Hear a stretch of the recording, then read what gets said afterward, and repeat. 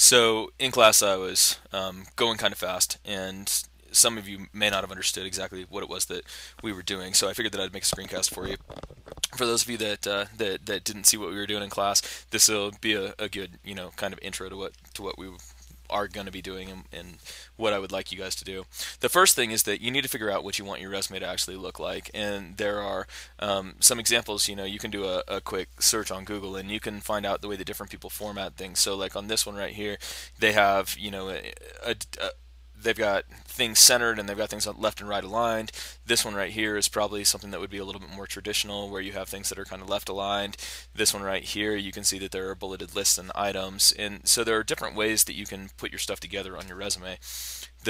The thing about all of these, though, is that you can make a resume look like any of these things if you understand how to use tables. And the benefit of using tables is that tables allow you to organize this information and apply massive formatting changes to different pieces of your resume in order to make sure that things look the way that you want them to look.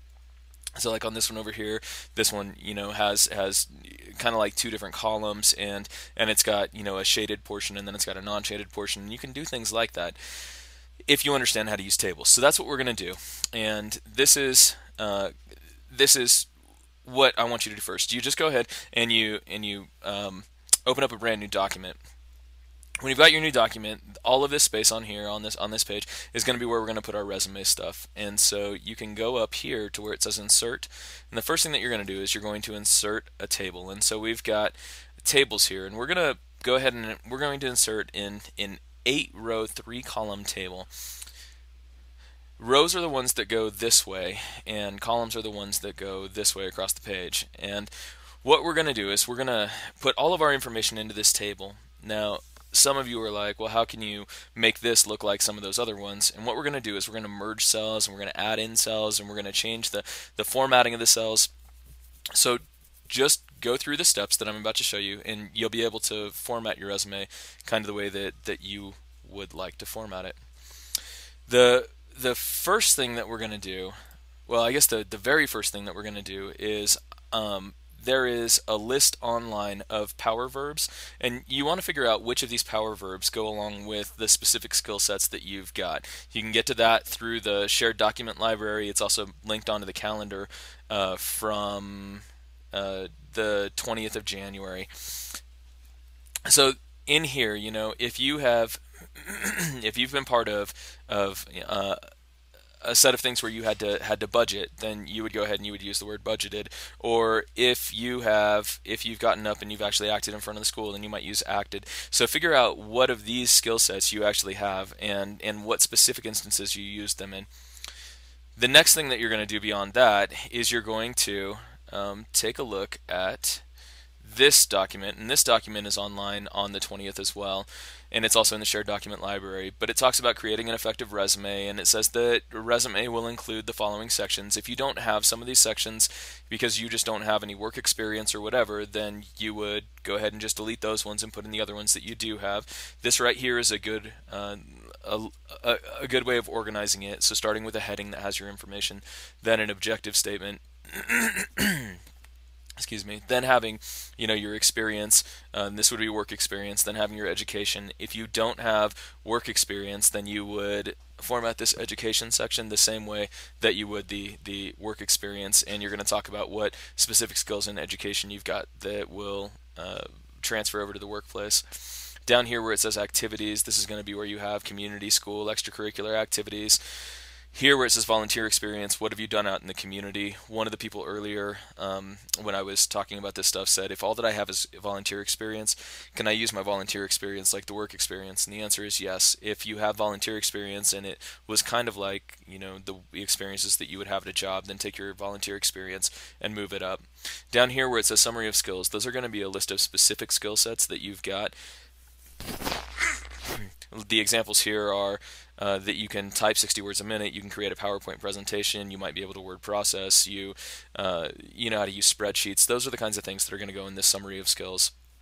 Down here there are going to be references, and you want 1 to 2 people or even a little bit more than that, and you want to identify where they work. There are a couple of tips right here that you guys can look at. Down here, you can fill out this information just to kind of get yourself organized. And so the name, street address, town, postal code, the home cell numbers, the email address, all of this stuff is going to go into the header on your document. Objective statements, this is where you define why it is that you want a job, or why you want the job specifically that you're applying for, and you want to change your objective statement here for the specific job and the specific company that you're looking at. So when you're writing this objective statement, you need to keep in mind that the objective is to gain employment with a company where you can use your skill sets to help their business and where you can benefit from all of their experiences. So when you write your objective statement, think about it in those terms. Down here where it says work experience, anywhere where there are these parentheses, you would type over this stuff. So in here, you would type over where it says business name, location, or you would type over where it says dates, job title, description of position, job responsibilities, skills exhibited, what specifically did you do on the job. Let's say that your job title was to be, a general worker at a restaurant. The specific job position or responsibilities that you would have, this is where you're going to talk about, as a member of a high performing team, you were expected to demonstrate the ideals and beliefs of the business, or whatever it might be. And then down here under skills exhibited, you would have the serving, you would have the taking orders, the making sure that you're organized enough to give the right order to the right people. And so all of those specific things are going to go down here. This one is kind of a more general description of what the job was actually entailing. Down here under education, where it says high school name, you're going to put Doherty High School, you're going to put class of, and then put in the year. You're going to have your GPA, if your GPA is something that you would like to highlight.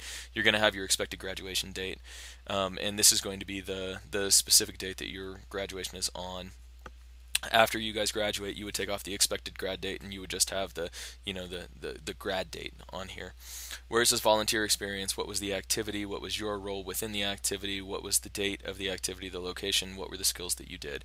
Same thing you would do under community activities, the school activities, or extracurricular activities, summary of your skills, and then down here where your references are. And if you organize all of your information first, then the next part of this is going to be fairly easy. So if you want to, you can pause the video, get the other thing filled out, and then come back to